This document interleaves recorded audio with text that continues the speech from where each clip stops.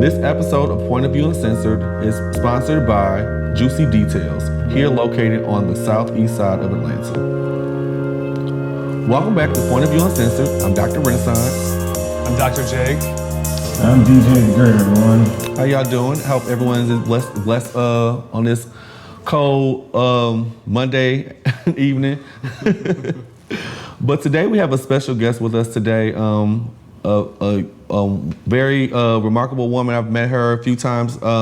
She is the executive director of the Georgia Coalition of the People's Agenda. Her name is Miss Helen Butler. She's done a lot of different things in the community, and I kind of wanted to give her take on, explaining herself and letting everybody understand who she is and why she's with us today. How are you doing today, Miss Butler? Great, I'm doing well. Thank you for having me on this show. I'm really honored to be a part of this. Thank you. I'm glad you decided to come in with us and interview. I tell you, I like doing behind the scenes kind of work, and this is putting me out there. Okay, so. But anyway, I enjoy talking to people, especially young people. I get to learn a lot from you all, and hopefully you'll learn something from me. But I've been the executive director of the Georgia Coalition for the People's Agenda since 2003, when I joined with, I don't know if you know, the People's Agenda is a nonpartisan, nonprofit advocacy organization that was founded by the late Dr. Joseph Lowery and so many other civil rights leaders after he left the Southern Christian Leadership Conference as the longest serving president of that organization. So he was going to retire, and people told him, no, you can't retire because you still got work to do. And so our mission is to improve the quality of governance in Georgia. So we do a lot of things to get people registered to vote, get them educated, mobilized. We protect the right to vote, and we advocate for other issues like education, economic empowerment, criminal justice reform, and environmental justice. Those are some of our top issues, but we do other issues in the community. And so, like I said, I've been here since 2003. I got to meet all of the civil rights legends, C.T. Reverend Dr. C.T. Vivian, Ambassador Andrew Young, John Lewis, Rita Jackson Samuels, of course, Dr. Lowery, Mrs. Lowery, Mrs. Abernathy, Coretta Scott King, you name it. I've met Amelia Boynton, who is, a lot of people don't know, in Selma, did a lot with Reverend Hosea Williams. So I even met Hosea when I was in college because we were doing a little protesting at UGA. And so he came down and I got to meet him there. But I met so many unsung heroes and sheroes in this movement that got us, one, the Civil Rights Act of 1964 and the Voting Rights Act of 1965, but so many other things that they've worked on to help get us equal justice. Okay, good. Wow, thank you for giving us that great descriptive presentation and biography, of everything you did. A lot of great accolades. I have a quick question, if you don't mind. I'm curious, since you were so kind of, intertwined with the political parties, kind of the policies that were being debated for so many years, now that you're kind of out of the game, so to speak, what have you noticed is different today versus when you were kind of, in the trenches? Well, I'm still in the trenches. I was just down in Lincoln County trying to save polling locations from being consolidated, 7 being consolidated into 1. But what I found different than before, there's a lot of barriers that we thought we had overcome when we had the protections of the Civil Rights Act and the Voting Rights Act of 1965. We had pre-clearance by the Department of Justice when the Voting Rights Act was first instituted. And so states like Georgia that had discriminatory practices and policies, the Voting Rights Act had a protection called Section 5, and it was determined by a formula called Section 4, but that would allow any change to voting rights policies and procedures would have to be pre-cleared by the Department of Justice. And in 2013, the Supreme Court said the formula that put these states into pre-clearance process was out of date and Congress needed to update it. And we've been fighting with Congress to do the Freedom to Vote Act, as well as the John Lewis Voting Rights Advancement Act, which would in itself put the pre-clearance process back in place. The Freedom to Vote Act would give standardized standards across all states to be followed in federal elections. And so we were advocating for that. So what I've seen is that there is this viciousness to put barriers in place. And it may not seem like it was the poll tax back in 65, or it was not having someone recite the preamble to the Constitution to a person that didn't even know it themselves, to prevent them from being able to exercise that right to vote. But there are still barriers being put in place. So, it's there, it's here, and it is Jim Crow 2.0, as it's been labeled, and yes, it is, because it makes it more difficult for people of color to exercise, and low-income people, not just people of color, because the people down in Lincoln County who would have to travel 15 to 25 miles are both white and Black. So it doesn't matter.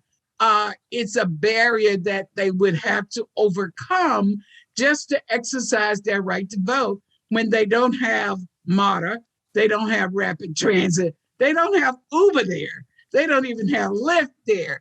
And the internet connections are so poor when you try to do your absentee ballot applications online, then you would have problems doing that as well. So it's just putting barriers in place like that. The other thing is taking people off boards of elections like myself. I was a member of the Board of Elections in Morgan County. So I was trained by the state, I knew the laws, but more importantly, I was advocating for drop boxes. I was advocating for diverse poll workers.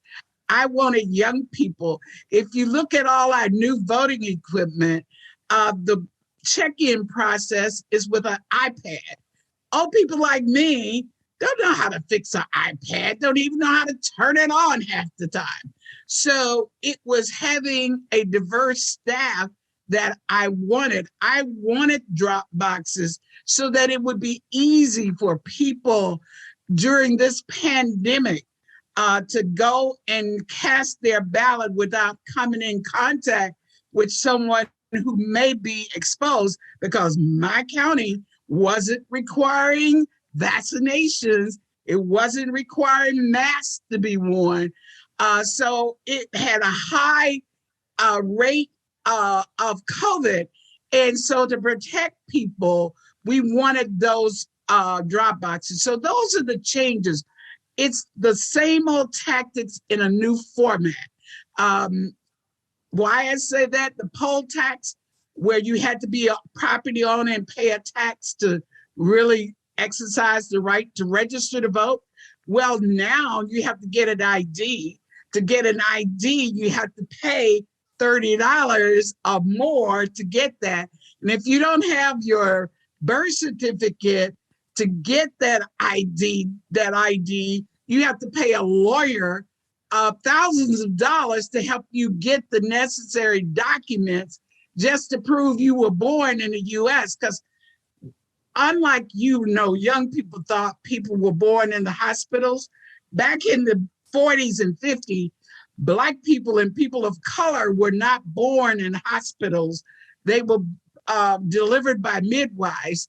And so there were no birth certificates. So those are the kinds of things that are still there that we are overcoming and having to go through hoops just to exercise our right to vote. When 200 years before now, before we first introduced photo ID, we voted by signing a document, a certificate saying, I am who I am, I live where I live, and under penalties of perjury, or, I could be brought up on legal charges for fraudulently saying I wasn't who I was and I didn't live where I was. So again, we voted without photo ID. We voted without all these barriers, having to have an ID just to request an absentee ballot.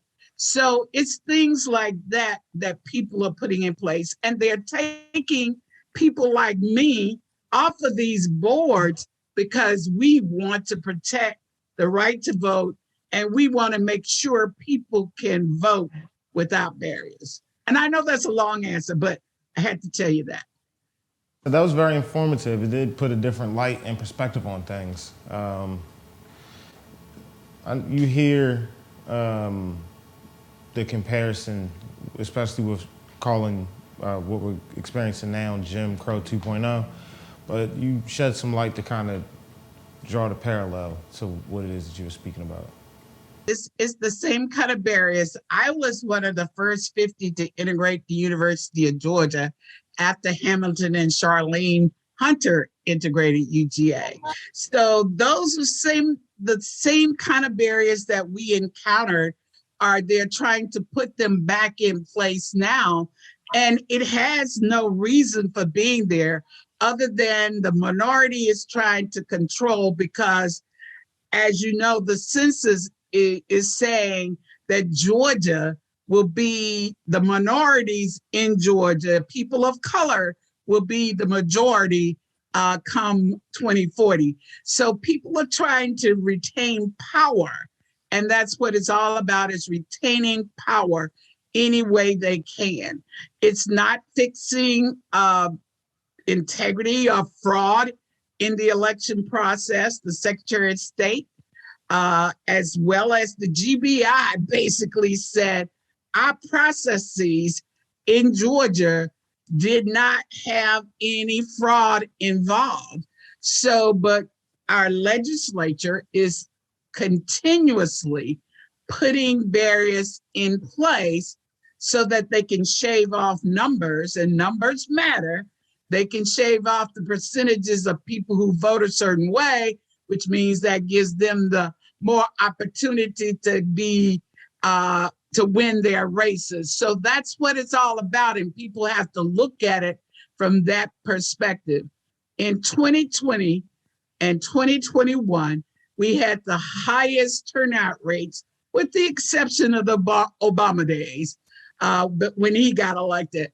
But it was the highest that you've had. And for young people like you, it is definitely the most highest. And they saw the necessity. If you look at the killing of Ahmaud Arbery, where the DA down there refused, the original DA refused to bring those guys up on charges. Well, the young people got the old people together and they said, no way, we're not going to do this. We'll get rid of that DA. They elected a new district attorney that did bring prosecution against those three guys. And that's how they got convicted. So without the involvement of young people understanding the connections between public policy and getting things done in the community that they want, like criminal justice reform, you got to have the right people in those positions. And so no matter what barriers they put in place for us, I'm saying for people, overcome those barriers, get a way around it. If it means that I'm going to take portable copiers, put it on my table, And anybody that wants to come up and make the copies of their IDs, they can do it. Those are the kinds of things that we have to do to make sure we're able to exercise our right to vote. Even if you're standing in line, they're saying you can't give a bottle of water, right? But that's not the most egregious process, because we can give you water beyond 150 feet of the entrance to the polling location. So that's not a barrier. But the most egregious part is the total takeover process of the elections, where they remove the Secretary of State from being head of the state election board. So he doesn't oversee that, and he's accountable to voters because he's elected. So the legislature can now appoint someone to be over the state election board.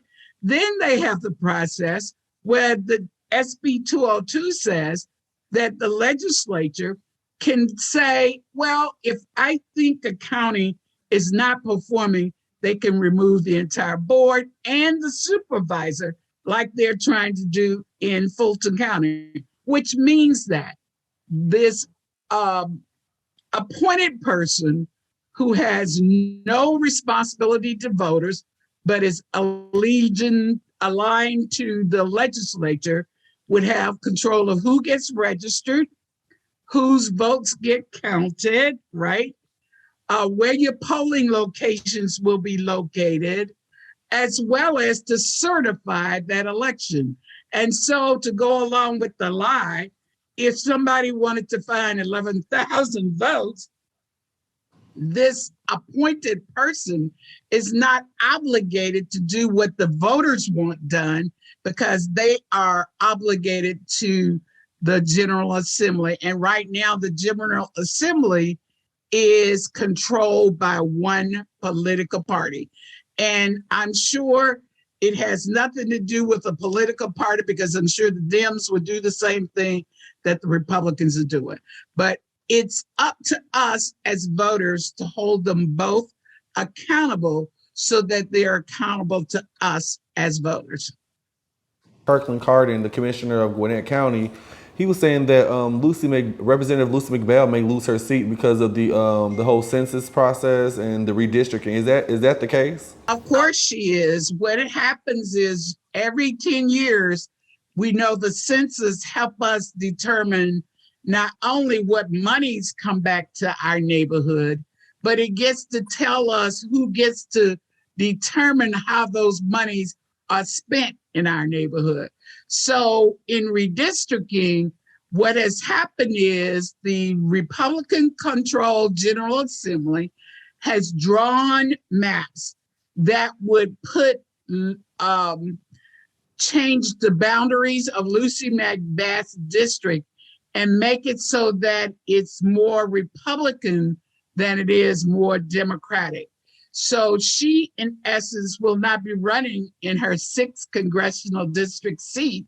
She's now going over to the Gwinnett, to Carolyn Bordeaux's 7th congressional district to actually run in that district, because it is more Democratic leaning. And I'm nonpartisan, but I'm just telling you factually how it was drawn. But yes, they drew it.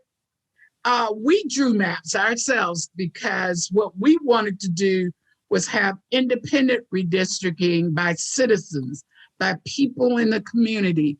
So we couldn't get that bill passed in our legislature.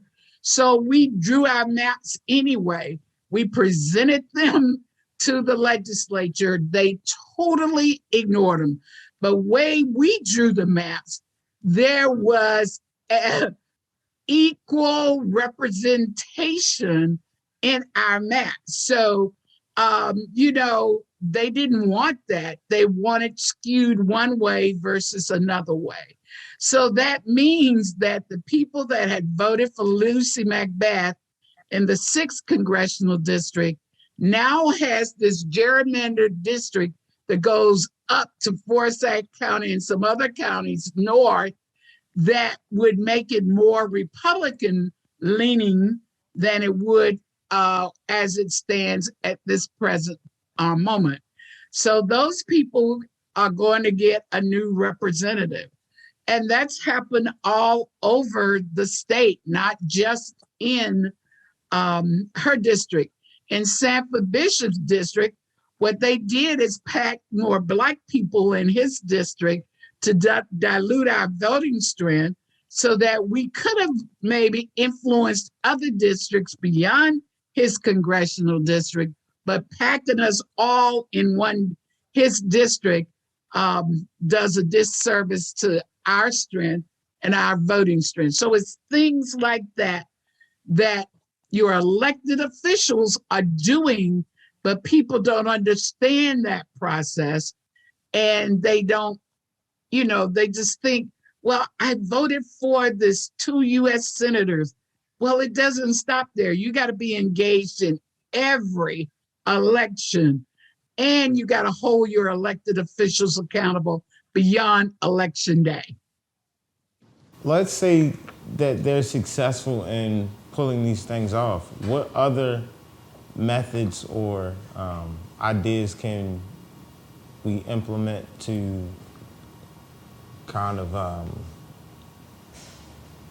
bring favor? I'm sorry. No, you can go ahead. Well, the thing we've got to remember is we've got to show up to vote. We cannot sit down. We got to have turnout. We've got to be at those local boards of elections meeting. We got to be at the Board of County Commissioners. We got to be down at the state capitol. We've got to be at our city council meetings, holding our elected officials accountable. And when we vote, we've got to be there to watch that process in its entirety. We can't just vote and think, oh, somebody else is going to do it, but we can observe the counting of the ballots. We can make sure that they're doing what they're supposed to do with those ballots. We can assist voters on election day or during early voting. We can give them rides to the polls. We can do those. We can phone bank them. We can text them to remind them of the deadlines. In the municipal election, the largest percentage of absentee ballot applications were rejected because of the new deadline in SB 202 that says you have to request your ballot 11 days prior to election day in order for you to get an absentee ballot application. Well, a lot of people didn't know that, because before now, the Friday before election day, you could actually request a ballot up until that time. And as long as you returned it on election day, it would be counted by 7 p.m. on election day. Out of precinct voting, if you show up, a lot of people, I'm going to give you an example in Lincoln County, a lot of people work in South Carolina. They work in Augusta. They work in different parts of the state because there are no real jobs in Lincoln County. So they have to come from the other parts of the state, go 15 miles into one centralized location to be able to vote. And if you get there, and I guess this is a bad example, but let's say, for instance, you forgot that you were registered in Elberton. Well, you'd have to go back to Elbert County, and Elbert County would mean that if you didn't get there, if you got there before 5 p.m., your vote wouldn't count. But if you were in a provisional situation in Lincoln County after 5, it would count. But those are things that people don't know because that's the new bill that was passed. So maybe Fulton is a better example. Let's say if I came from Gwinnett and I stopped at Mercedes-Benz Arena and it was before 5, and I actually have to go to South Fulton to vote, then sometimes traveling on the freeways would mean you'd never get there in time, so your vote wouldn't count. So those are the kinds of things that are new. It's individuals like you that are kind of on the front lines, putting in the work and fighting for what's right that we all can aspire to in some way. So I appreciate you enlightening us in that respect. I do have a question just a little bit off topic, not too much off topic, but here in Georgia, relatively recently, Stacey Abrams announced that she's going to be running for the governor position, and I'm just curious your thoughts on how that's going to play out over the next, less than a year. Well, as I said, we are nonpartisan, so to us, we really don't care. We do care. I mean, she would be historic from that perspective if she were elected governor. She'd be the first Black governor in Georgia, first female in Georgia. So that would be historic in that perspective. But I think people have to evaluate candidates based on what they say they will do. But you've also got to really look at what they're saying. Think for yourself. Now, does that really make sense or doesn't it make sense? And whether it's Kemp, whether it's Perdue, whether it's Stacey or whomever else is running, we have to make sure that we are educated about where they stand on policies that will impact our communities. That's the critical part. Know where they stand. Again, and as a Black female, as an individual, I'd be happy to see someone that looks like me as governor. That has never happened. Just like I'd be happy that the first Black woman get appointed to the Supreme Court. We've been asking for that for years, that we would like to have representation, because the experiences that I've had as a Black woman is quite different than Paul's as a Black male and as you as a white male.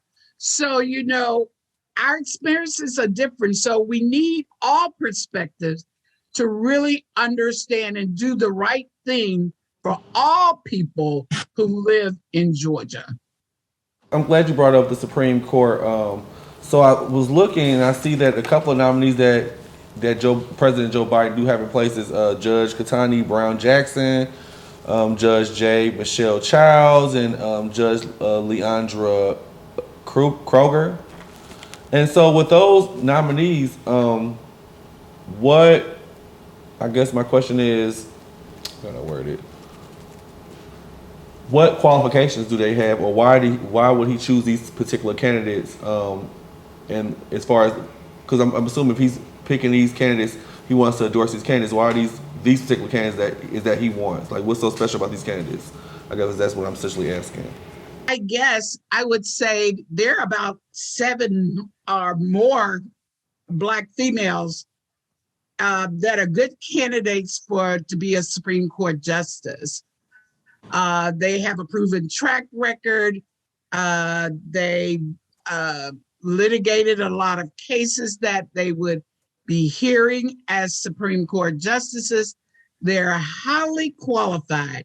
And I don't care which one he selects, as long as it's a Black woman who is qualified, who gets the nomination and gets appointed as Supreme Court justice. Again, I think there's a long list of people like Sherrilyn Ifill, who was over the NAACP Legal Defense Fund, who has litigated before the Supreme Court, that knows the workings of the Supreme Court, that have different backgrounds in law. I mean, Childs has a law that's more on the business side of things versus Sherilyn Ifill, who has more on voting rights and NAACP kind of issues, civil rights, human rights issues. So it doesn't matter. They're all qualified, and we're saying that they should be appointed soon, confirmed soon. There's nothing stopping it. And the first one that you named, she's already been vetted, and a lot of them have already been vetted. They passed the background. They're solid. They're well respected. They know the law. They know the Constitution. So I'm saying, why are we waiting? I do have one question. How do you feel about this possibly being a way to change President Biden's overall approval rating that's dropped over recently? I've heard discussions of people being concerned of whether or not this is to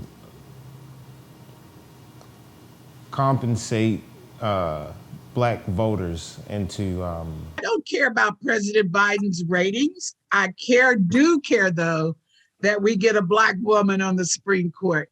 Why? Because we have been advocating for that. I'm a member of the Black Women's Roundtable, which is a part of the National Coalition on Black Civic Participation. I convene the Georgia Black Women's Roundtable. So we have been advocating for this for years. If you go back and look at some of our reports that we produce annually, we've had 11 years of Black Women's Summit, where we talked about we want a Black woman on the court. We need diversity.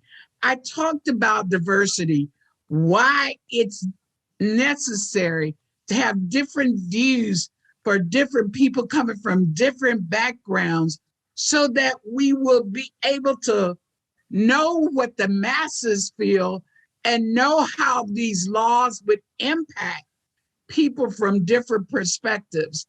So I want a diverse court. I want that to happen. We have, a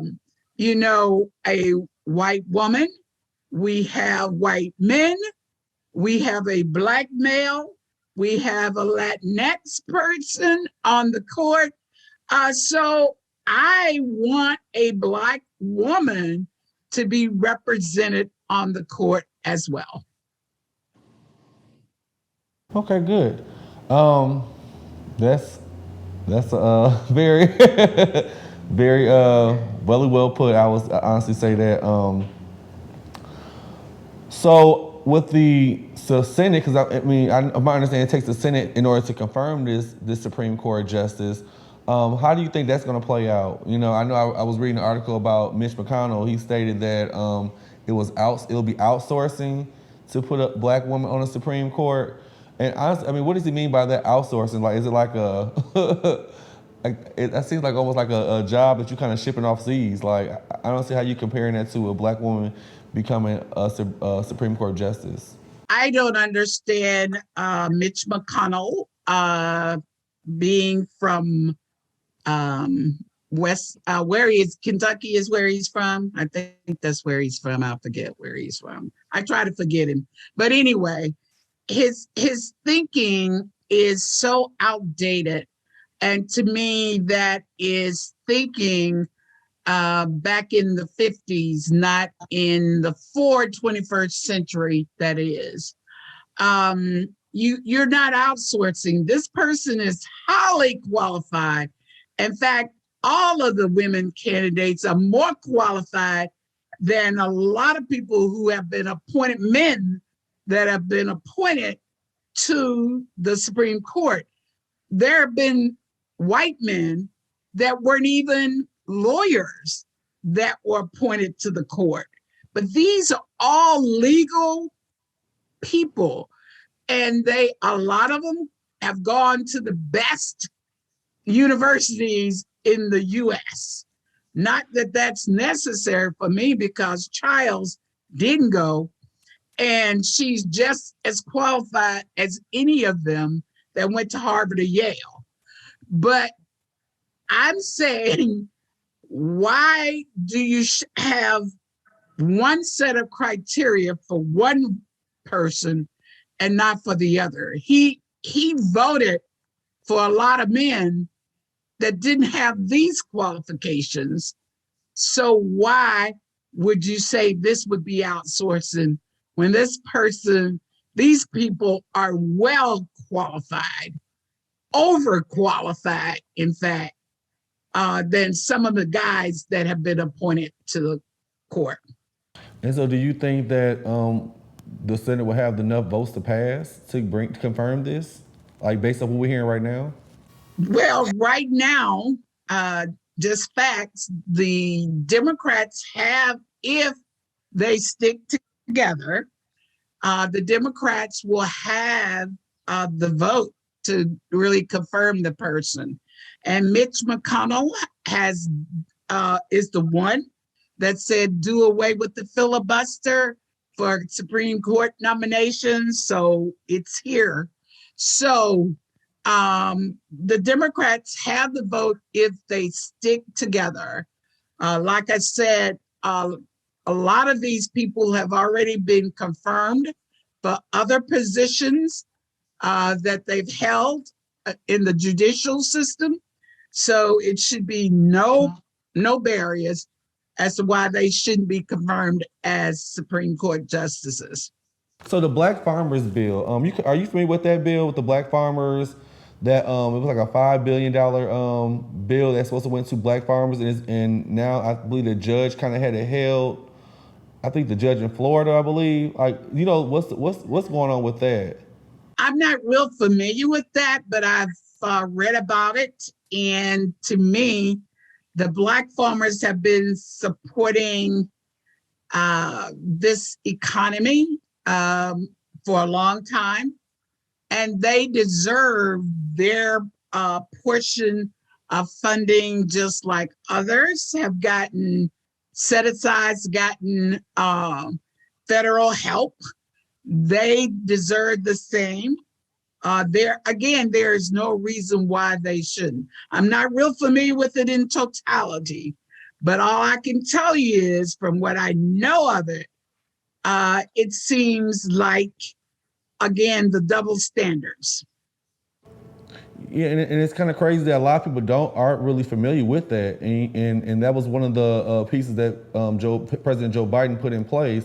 And the fact that the judge kind of just have it on hold and no one's really talking about it is kind of real alarming. Like, so you're saying these group of white people just stated that, because it looks discriminatory against the whites that we cannot get this funding, and then the judge kind of puts a block on it, and like no one's kind of saying anything about it, like no one's raising alarms from the federal government or like for the people. It's kind of really concerning for me.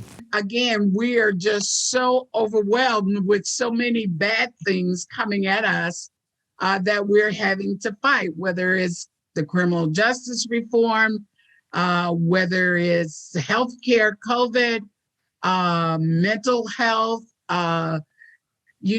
education. They're even trying to hijack education with this anti-discriminatory kind of crap that they're talking about.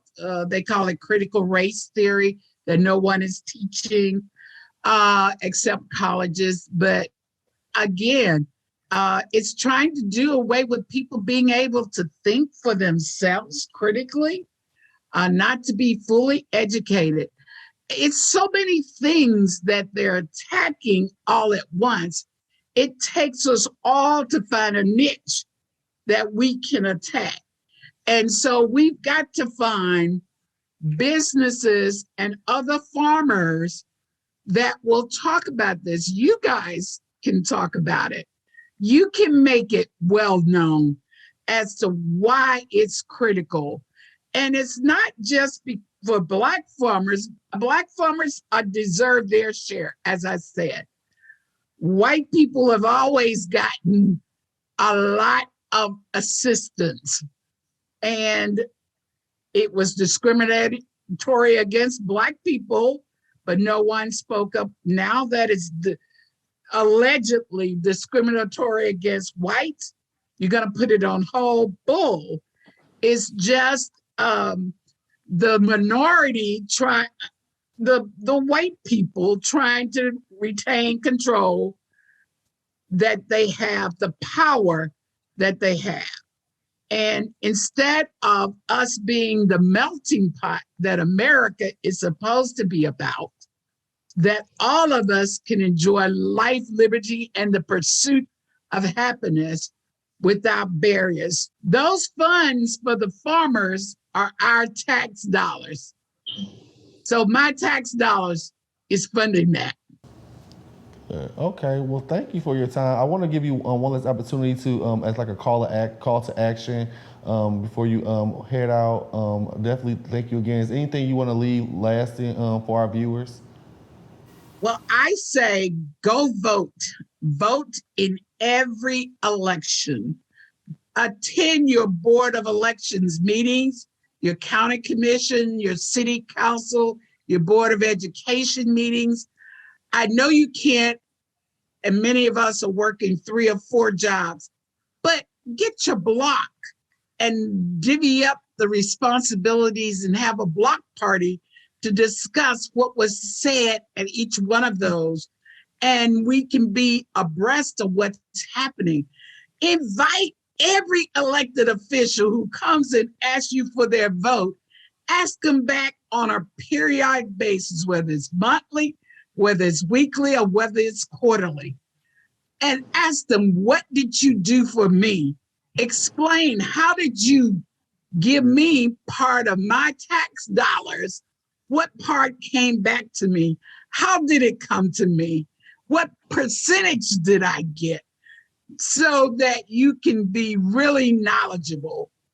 Don't let anyone take your power away. Your power is your vote. Exercise it. They're putting barriers. If it wasn't powerful, they wouldn't put barriers in place. They're doing that to take your power. Don't give it away. Every election, and when you get a ballot, go all the way. Don't stop at governor, because down there is that public service commissioner who determines your utility bills, not just your light bills, but your telephone, your internet service, all of that. Judges are down the ballot. So all of those races are critical. Know it. If you need help, we have election protection number, 866-OUR-VOTE, 866-OUR-VOTE, 866-687-8683. Call that toll-free number. We'll point you in the right direction. We don't tell you who to vote for, but we'll tell you how to get the information. And there we have it, the most beautiful and sassy Helen Butler. Thank you so much for joining us today. Thank you guys for having me. I really enjoyed it. Thanks a lot. Keep up the good work. Well, that wraps up our episode of Point of View Uncensored. Again, I'm Dr. Renaissance signing off. Be blessed.